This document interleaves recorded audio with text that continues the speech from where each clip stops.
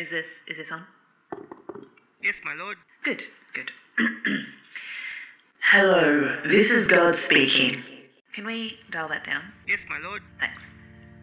Welcome, new arrival, to the Eternity Ward. Please take a number and make your way down to the left or the right to the waiting room. All you need is the refreshments I made just for you. I would tell you to steer clear of the apples, they're forbidden, and the 2 snakes. I mean, fools, sorry, that are chewing the fat in the corner, but you probably wouldn't listen anyway. So good luck, I bless you, and on your way.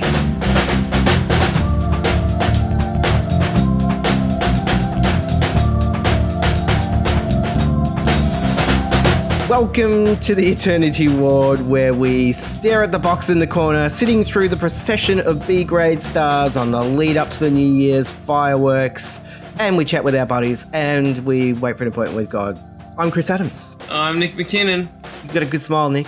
Yeah, not as good as Karl Stefanovic. I love that guy. Yeah.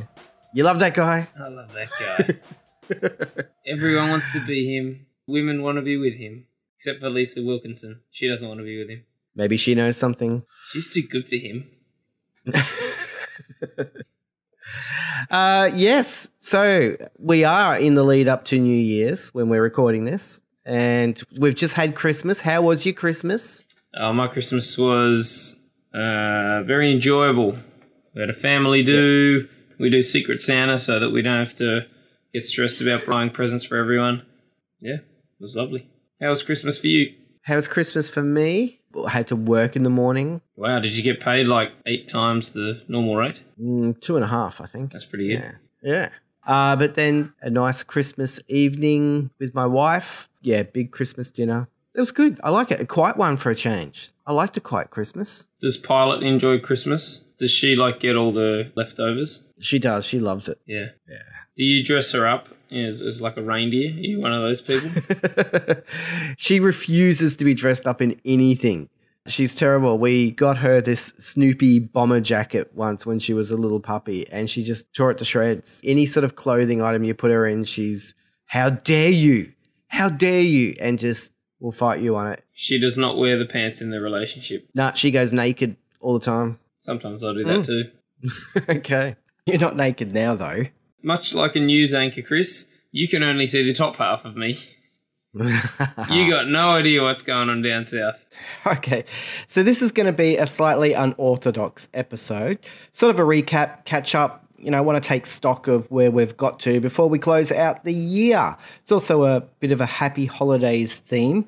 And so I've got a few questions for you, Nick. First up, on the happy holidays thing, aren't you ecstatic that you don't have to say that anymore, that Donald Trump has saved Christmas? You did hear about that, right? That Trump has saved Christmas? I'm aware that he thinks he has.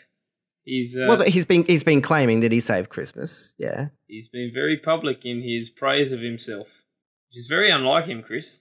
Oh, it's so unlike him. Yeah. He's been the leader of the Save the Merry Christmas Brigade. Yeah, because Obama... Yeah. Ugh, that Obama guy. People couldn't say Merry Christmas under Obama. For like 8 years, they couldn't say Merry Christmas. He's a secret Muslim. Yeah, even though I was just looking at an article before where Obama said Merry Christmas this year. He said Merry Christmas last year. Actually, the first year he was in the presidency, back in 2009, on Christmas Eve, that was his first Christmas message. He said, "Hello, everyone, and Merry Christmas." Trump that year said, "Wishing everyone a wonderful holiday and a happy, healthy, prosperous new year." And then in 2010, we also had Obama saying Merry Christmas and Trump saying on Twitter, "Wishing everyone a very happy holiday season." Yeah, so I don't know. He changed his tune a bit. Well, that's what he's saying. He's saying he's bringing Merry Christmas back. So he wasn't allowed to say it in those years. Only Obama was. No. What he's saying is, Chris, is that he is the whole world. Oh, yes. And he wasn't saying it before, and now he's bringing it back. Oh, they should make a Christmas movie about him. There's a really good story arc there. But really, why is this even a thing? Because he's the president of the United States, and whenever he tweets stuff, news organisations rush to make a story out of it. Is there actually a story that Christmas is under attack? My response is, I don't care. I know. It's pretty stupid. Yeah. I mean, we are living in a culture that is getting less and less religious. Yeah. I don't even know if it's true. I haven't seen any data that says less people are saying Merry Christmas. I don't know if that's true. And even if it is true, it sort of makes sense. Yeah, but it doesn't bother me either way. You can say Merry Christmas, Happy Holiday. I had a Muslim guy say Merry Christmas to me Christmas morning while I was on my way to work. Yeah. It's like, are we making up that people are actually offended by the term so that the Trumps and a lot of evangelical Christians can try and use Christmas in some sort of culture war? They're going to save it, rescue it. They're going to fight against this political correctness they think's happening. I don't know. For me, it's like in doing that, they're weaponizing Christmas. You're weaponizing the nativity and Jesus and giving and everything that relates to the Christian story. You're weaponizing it to fight a war, and you turn people off or against you. You make it all exclusive instead of inclusive, and you shoot yourself in the foot. I think they partly do it because they aren't the ones central to the Christmas story at the moment, so they get shouty. But they're going to lose the culture war. It's just so dumb. I mean, as you said, more and more people, right, they aren't religious anymore, and that seems to be the trend. Yeah, but Trump is a politician. That's a strange thing to say. He's a politician, and he doesn't care about 4 years, 8 years down the track. He's a politician right now. The trends don't even really matter to him because they're not going to affect him. They'll affect the Republican Party, but they're not going to affect him. And he just doesn't care. And, like, there's a decent size of his supporter base that are religious and do feel this sense that the country is moving away from what it's always been, and they feel like the country's being taken away from them. And so it speaks to that emotionally. So, I don't know. It's just very few people are saying we shouldn't say Merry Christmas. And if there are people saying that, they're stupid. So there's nothing to see here. There's no story. Go away, Donald Trump. Go back to tweeting and news outlets. Can we please start reporting news? I feel like the thing that is potentially worth talking about is that, you know, so this is some sort of culture war they're having. And I was thinking, well, what sort of culture wars are we having in Australia? You know, because there's some similarities, but we're not quite as extreme. And I was looking back into the history of our culture wars, and like we've had some way back, but of more recent note was John Howard, who it started with the whole refugee thing. And when we started dividing between left and right, and they started driving this wedge between people, and, you know, culture war is about, well, what is our identity? You know, it's fighting for a national identity, essentially. Like, what are our values? What do we care about? And so you end up saying, you're un-Australian. No, you're un-Australian. No, you're, you know. And I think that some of the fear for us is that, and maybe for the States as well, is that if it's hard to define what our culture is, then maybe we do fear that some other culture can come in and sort of override us or something. Because being so multicultural and being so new, we don't have this long past, and there's a history of, well, we came in and took over one culture, you know, so maybe someone else can come in and take over ours. So I think that's what I find interesting is that we've got this battle going on, and this is the thing that I've always been trying to fight against. One of the reasons why I wanted to do this podcast was to try and find a way to bridge the divide. And it seems to be mostly around social issues. And you've spoken before about the danger of that when we're so divided that we'll just start listening to whatever our side champions, whatever cause our side champions, instead of fighting each individual issue on its own merits. You don't have much to say about this, do you? Oh, so, well... nothing to see here. I wanted to make sure you're finished, but I can understand the perspective of the traditional conservative American, or to a lesser degree Australian, who is concerned about our culture changing so rapidly. Our culture has changed dramatically in the last 50 years, and that's fine for people like you and me who agree with all those changes that have happened. It's not so fine for the people that have been disagreeing with it the whole time. Yeah. So you and I are comfortable that Aboriginals get to vote. we're comfortable that women get to vote and are more and more free to join the workforce and don't have to have the slippers ready and the dinner ready whenever the man walks home. We find that homosexuality is no longer a crime and as of this year is now legal. We're fine with all those things. We think they're all good things. But there's people who disagree with, well, at some point they disagreed with all of them and presumably changed their opinion on at least the racial part of it, if not the women and the homosexuality. But if you disagree with those sort of things and like if you were raised by parents who said condescending things about all those different changes that have happened, then I can understand why you would be apprehensive about the future moving forward. And so then you see terrorist attacks that have been happening by Muslims, and you see large numbers of Muslim immigration. Well, I guess from their perspective, large numbers of Muslim immigration. And you would be fearful that there's more changes on the way. And while same-sex marriage might be one thing, it's completely different when you start seeing Sharia law implemented on the street corner. So I can understand where these people are coming from, and I agree with some of their concerns, but I guess I wasn't brought up in that household, so I don't share the same upbringing and the same discontent over the social change that has occurred in the last 50 years. One of the things we do over New Year's is we look back over where we've come, and we also look forward. And in looking forward, I'm concerned. I'm always trying to find ways of how do we, with this wedge that has been driven in, how do we actually move forward and take everyone with us? I don't know. We've got this left and right, and we come to the middle to fight, but I guess I want the middle to be the place where we can actually come together somewhat, not just to fight, because I'm coming to understand that the left and right both bring different things to the table. And, the left often get called bleeding hearts. They're the ones with this heart and this emotional response. And the flip side of that is the right can be seen as heartless, but rational as well instead of emotional.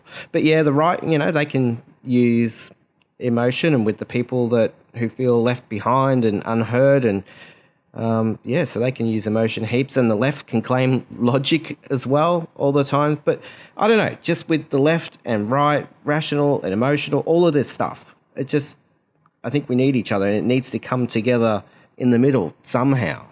So, I think the thing that I disagree with what you just said then is I want there to be fights.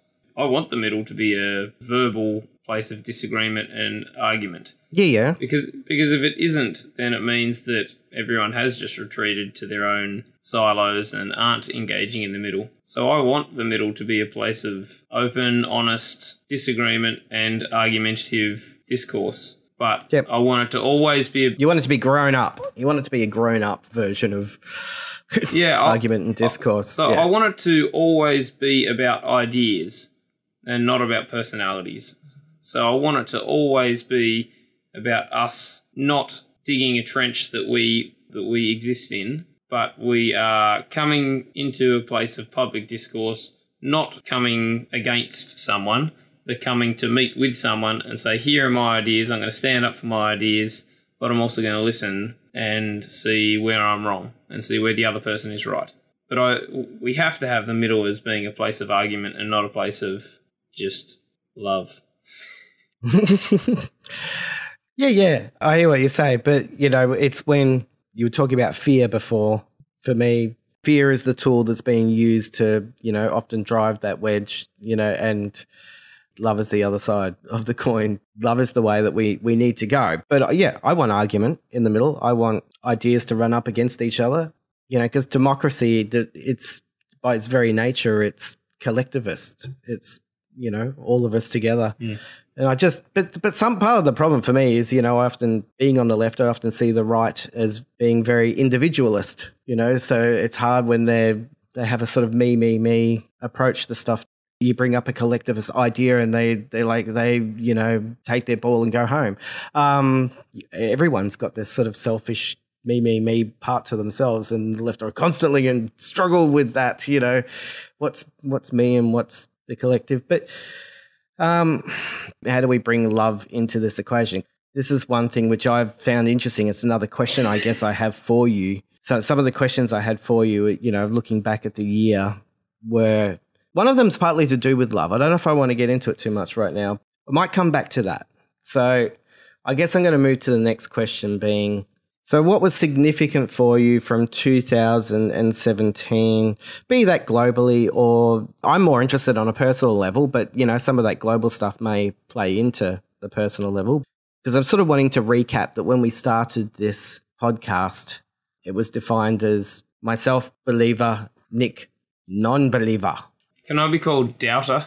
You can be called doubter. This happened in 2017 for you. So I'm thinking this has been a significant year for you, because that's a massive move. That's a massive shift, because we're very habitual creatures, and you've been going along this one path for a long, long time, and you're off the beaten track. My track's taken a detour. It has. And so what's been significant about this year for you? I'm imagining that's one. Please be that one, because that's what I wanted to talk to you about. But. Yeah, definitely. So this year has been it feels like a unique year for me. It feels like I've allowed myself to be opened up to changing many of anything really of the things that I believe. And I think I would have hoped that I was like that always, but I think this year may have just been a tipping point year. I don't know. Was there a trigger at all? Was there something that sort of set you on your way to make such a significant change? Or was it just an accumulation? Can it be both? I think it's both. Sure. So 2 things happened this year that I think exposed me to new ideas that I hadn't allowed myself to be exposed to in the past. One is YouTube, which, believe it or not, has existed for a little while.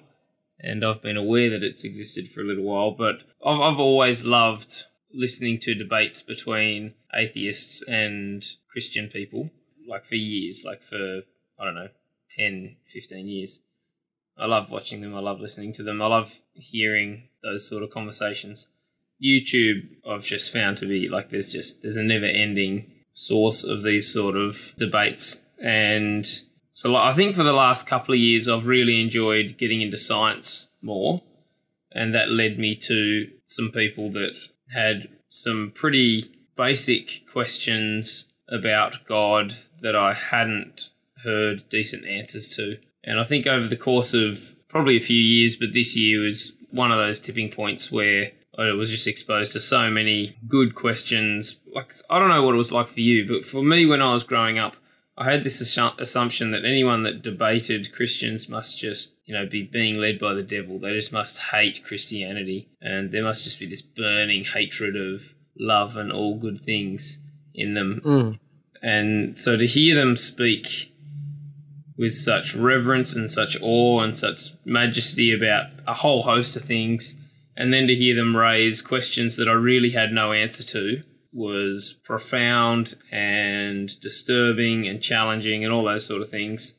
The second thing that I was exposed to was podcasts, which I had never used before, but there's one of these atheist guys who I seem to relate to or respond to or resonate with, was a guy called Sam Harris, who is a really interesting guy because, well, firstly, he doesn't call himself an atheist, even though everyone else calls him an atheist.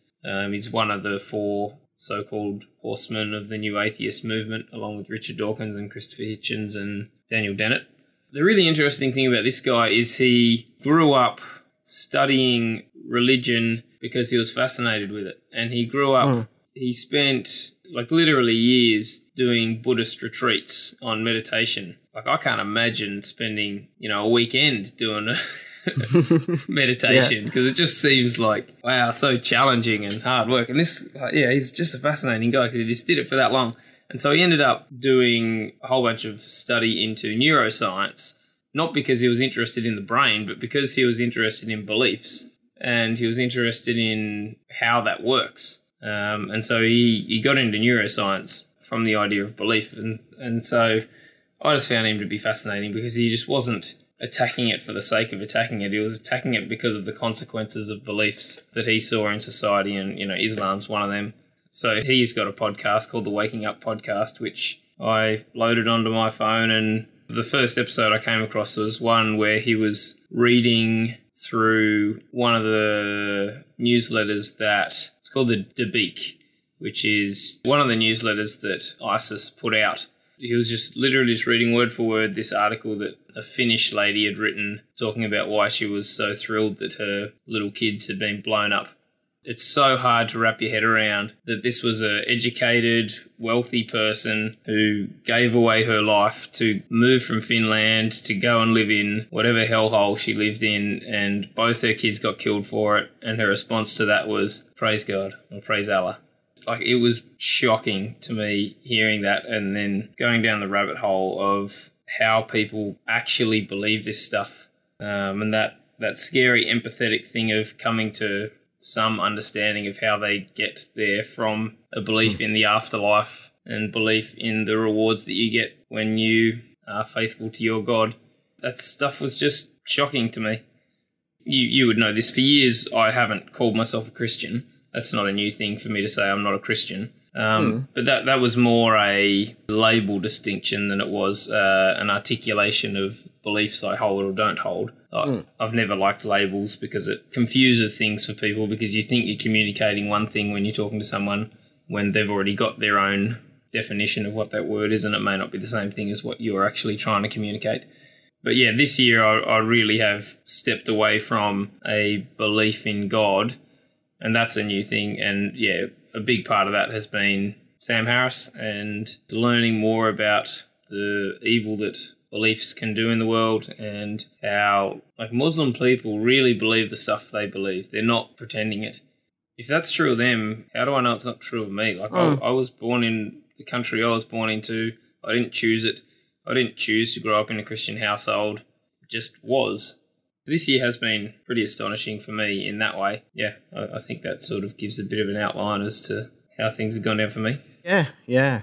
Oh, just, hearing all of that, I was reading earlier Dietrich Bonhoeffer talking about the future of what he saw the future of Christianity as being, and he was saying that, he was calling for a faith that was found in a religionless Christianity. That's the only way that he thinks that it can survive.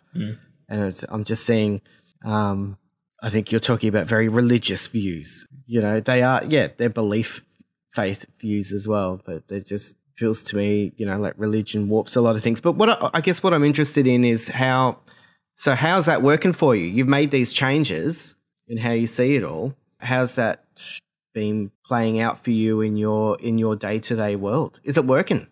Yes. It is. There you go. It is fantastic. Okay.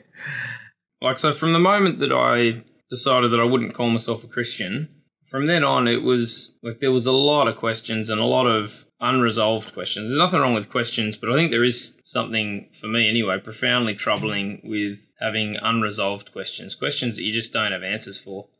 Questions like, why is God so absent in creation? Why is it that I can pray to him for 20 years and not hear anything back? Why does God allow the sort of suffering that we're seeing in the world? Not human-caused suffering that's free will sort of stuff, but, tornadoes and disease and all that sort of stuff. Why does he allow that? Like, why is any of that necessary in creation? And I just didn't have any answers for it, but I still went, but I still believe that God's good and blah, blah, blah, blah.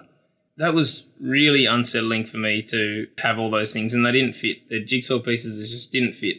Like, I feel like the pieces of the jigsaw puzzle fit now, and it just feels so much freer. It feels so much like things make sense in the world again, which is nice. And, there's shitty things about it too. Like, I want there to be a heaven. I really want there to be a heaven. I don't know how that makes sense. I don't know why it would exist, but I really want there to be one. Like, I want, I've got a son that died and I want to meet him. I want to have those conversations with him and find out what he's like. So, there's stuff like that is not the way you would want the world to be, but there's plenty of things in the world that aren't the way I want it to be. So that's just another one of those. That feeling that everything finally makes sense for me, it's been a freeing experience. Do you feel free, Chris? Yeah, I don't feel constrained. Well, not by my faith anyway. I think religion often puts this set of rules around us that binds us, whereas I think faith is meant to be setting you free from your own crap So the only thing that sort of constrains me is the things that I haven't really let go of. And maybe there's still some things I need to examine.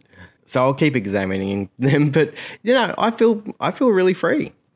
Because you don't like the God works in mysterious ways either. No, I don't. And you have those same questions that I have. I do, but I'm a little bit more comfortable with the absence of God within creation. Not any more comfortable with suffering in the world necessarily, but I guess I'm just finding it interesting as listening to you talking about it all, and even talking about Sam Harris, and like I've spoken to you before about why do we have these forever conversations about God if you don't believe anymore? So why is he having these things? And I just think it's interesting that searching for answers, seeking, struggling with all of that. In a sense, I sort of see that as I see that as living out a faith sort of existence more than not. I think certainty is sort of like the greatest threat to faith, where religion will dictate your morals, and so you end up you look for something from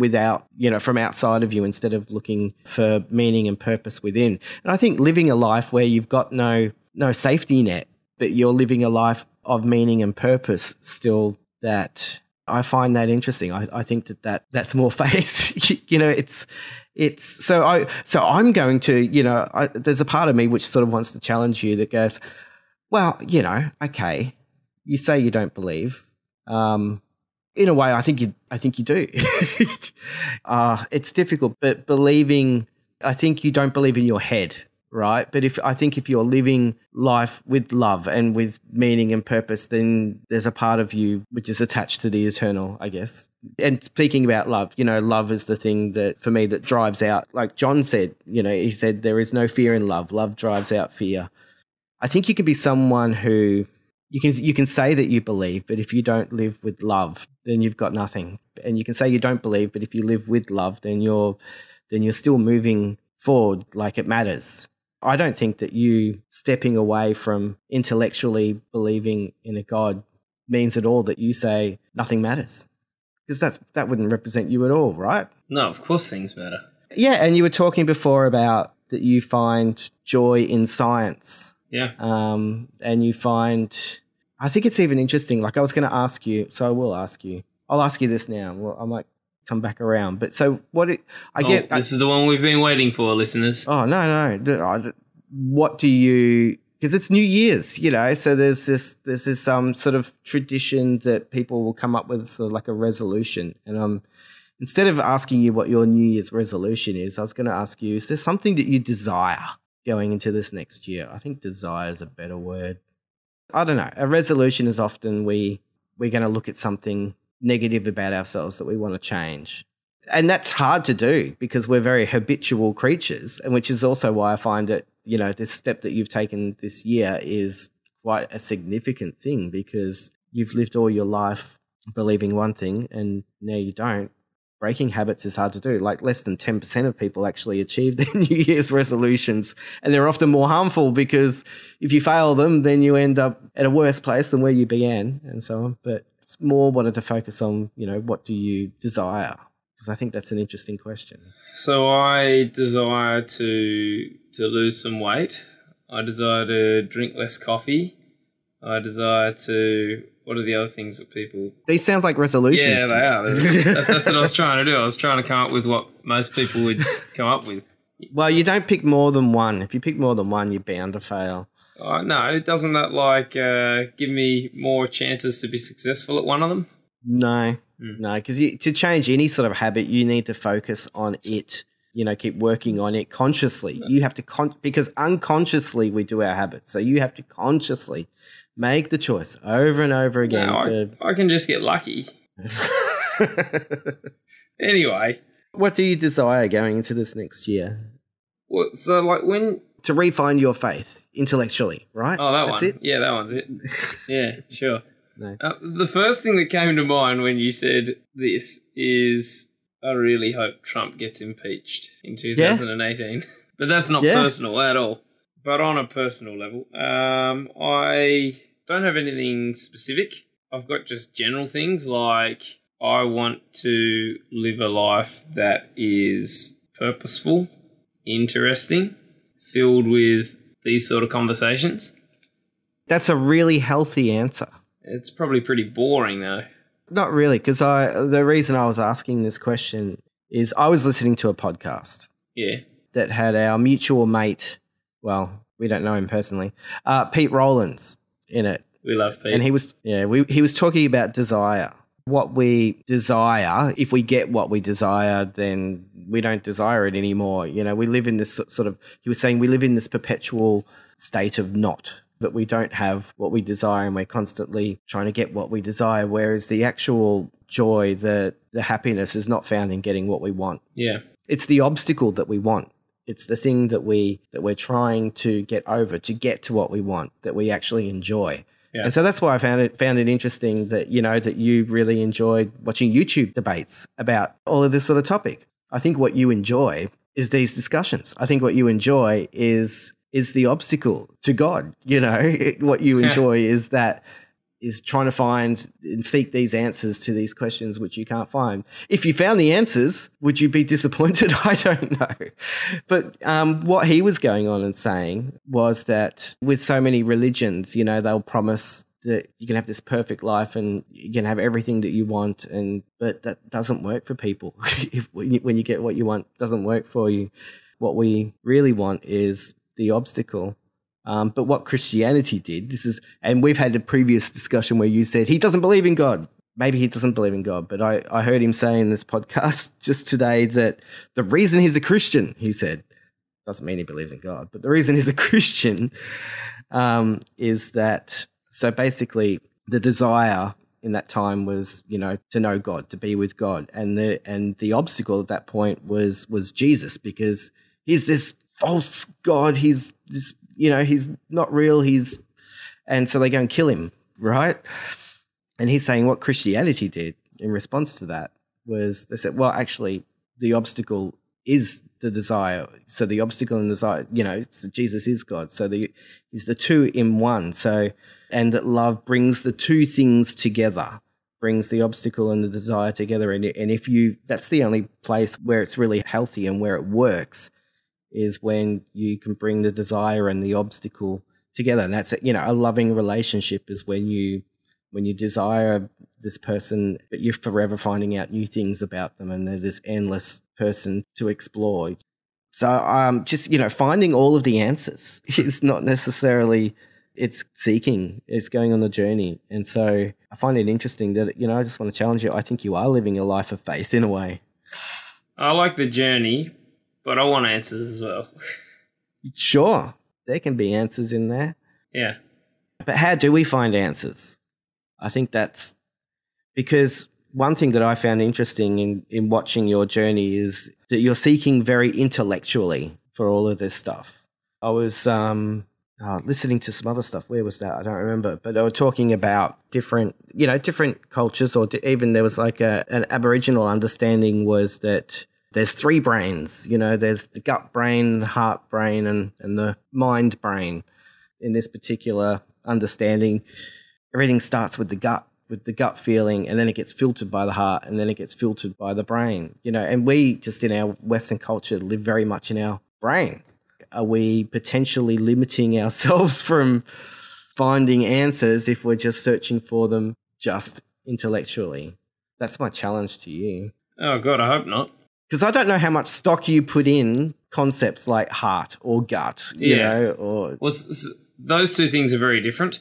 So, this is an intellectual answer, so, you know, shoot me down. No, that's fine. No. There's intellectual, sciencey stuff about it as well. Yeah. But, yeah. That's what I was going to say. So, there is no heart brain, but there is a gut brain. Like, that's a real thing. I don't really know much about it, but, like, we do have thinking going on in our gut. I don't understand that, but that is real. The heart thing isn't real. Yeah. They're saying there's neurological signals that go from the gut to the brain more than there are that go from the brain to the gut.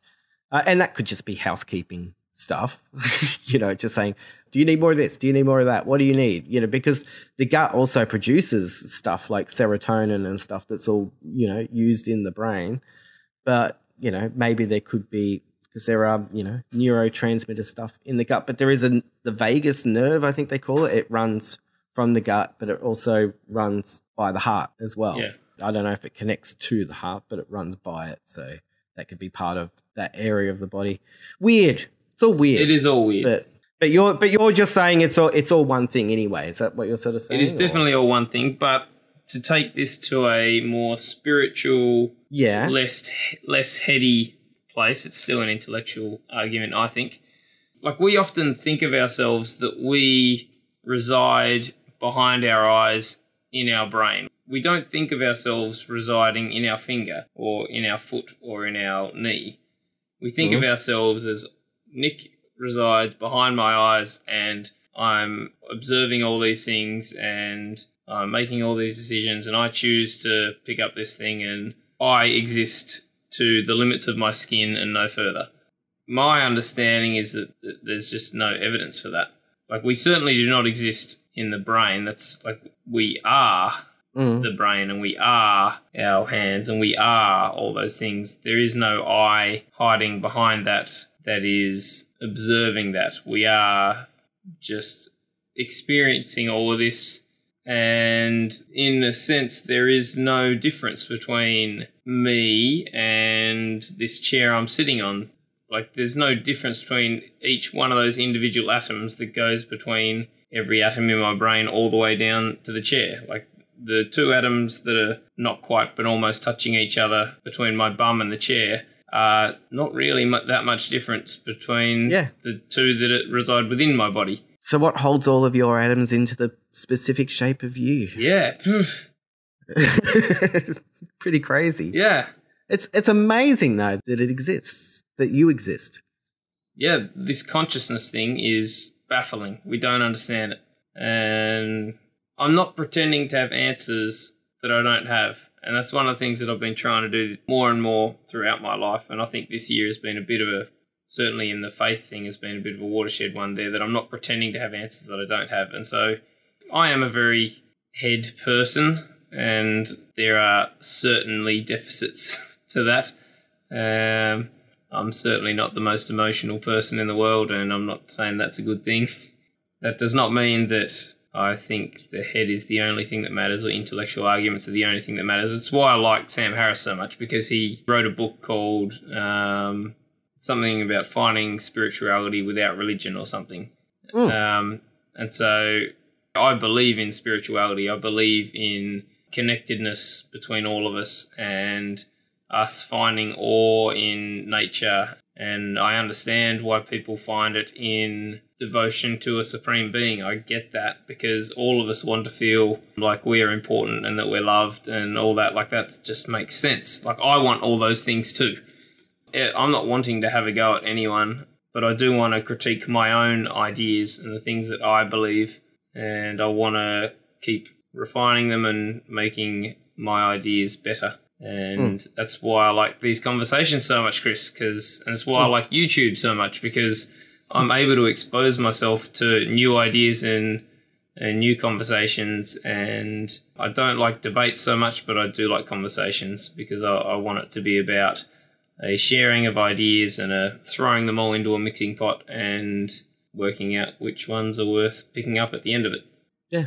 I was just, one of the things you were saying earlier reminded me of another thing I heard today from Rob Bell, talking about that you're meant to love with all of your heart. That's the line.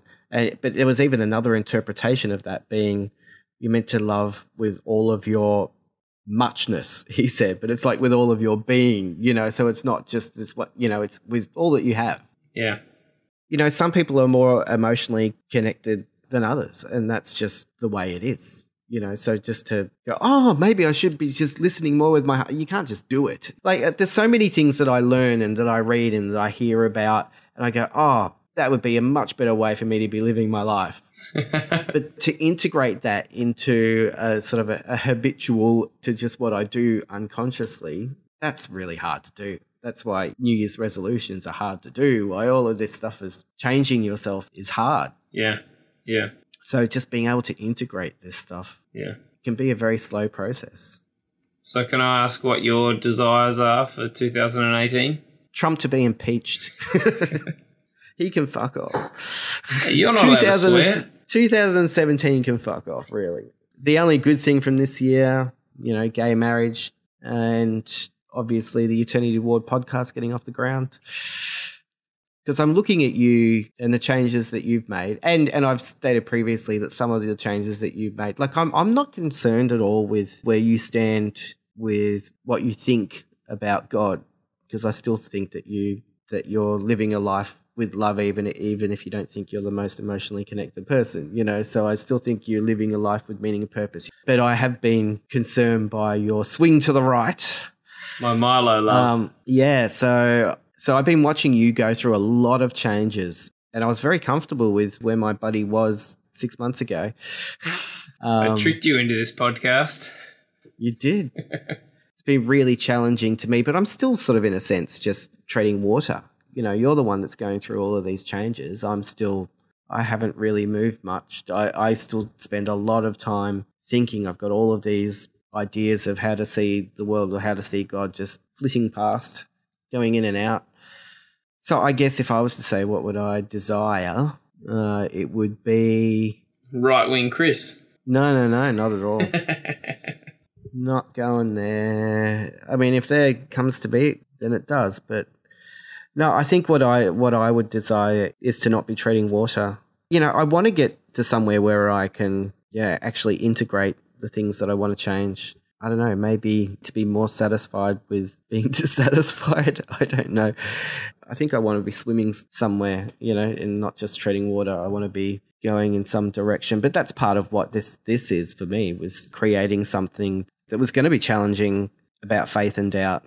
So, I still want to go on that journey. I'm looking forward to interviewing other people and hearing their stories about faith and doubt. Yeah, this year's been our year. Next year we're going to... I think so. Us interviewing people.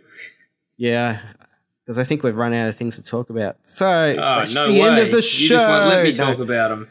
Going back to it all, I don't want to be chasing my tail. So just trying to get to something that I desire that's not going to be helpful. So that's why I really liked your answer about what it is that you were wanting to do. So I'm not going to make a New Year's resolution to fix whatever's wrong with me.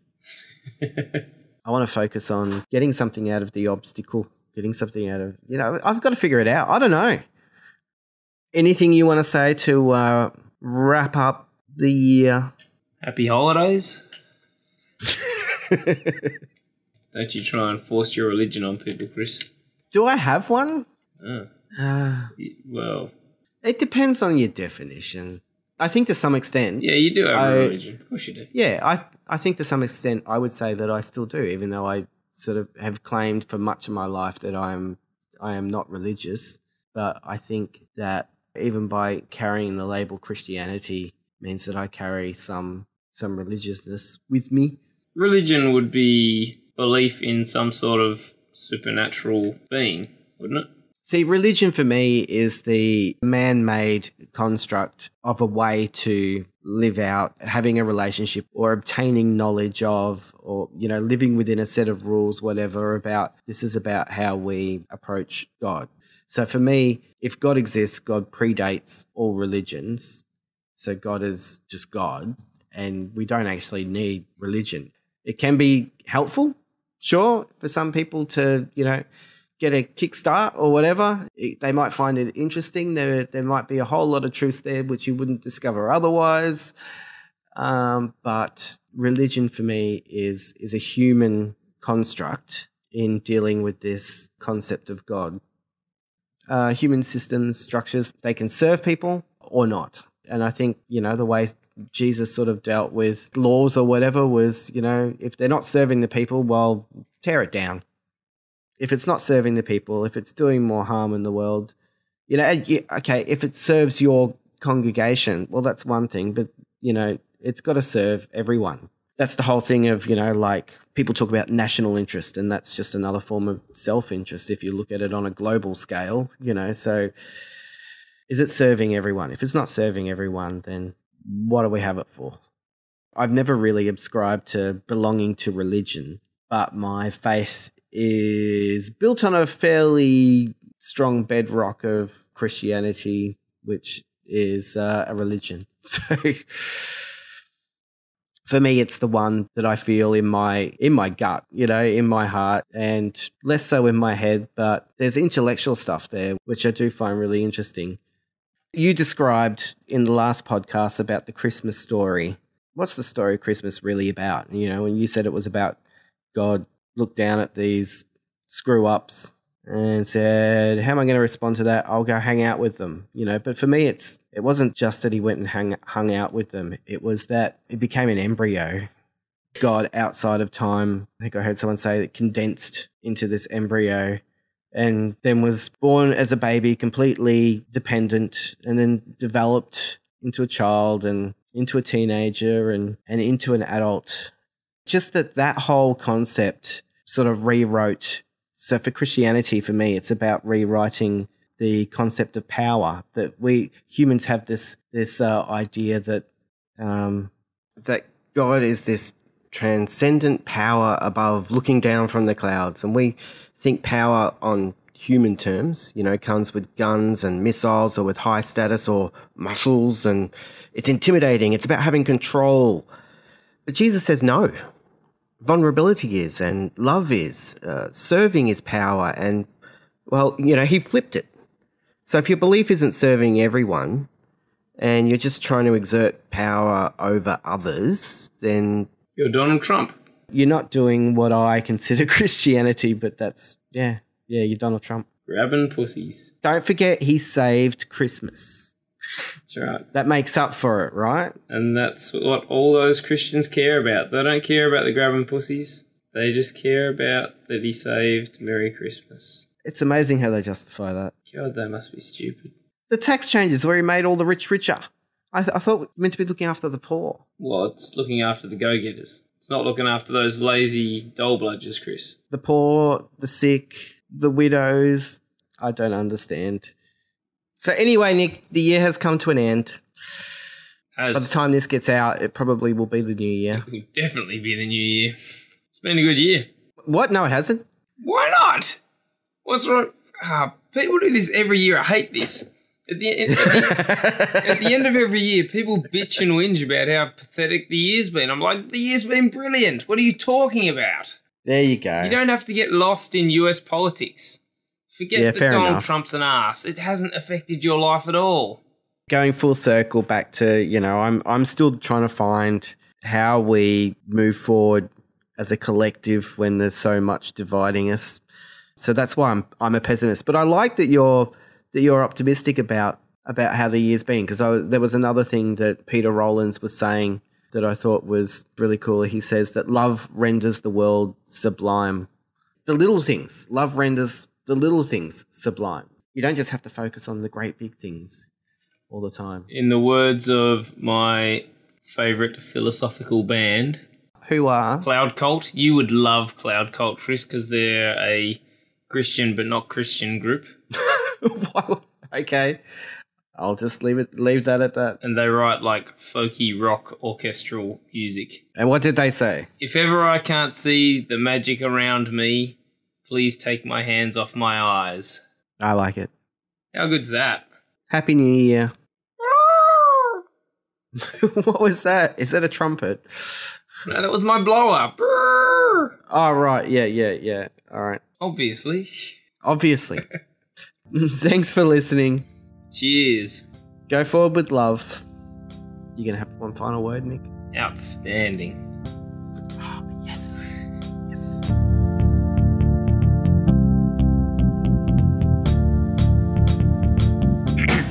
God here again. Are you shaking your head incredulously or nodding in approval?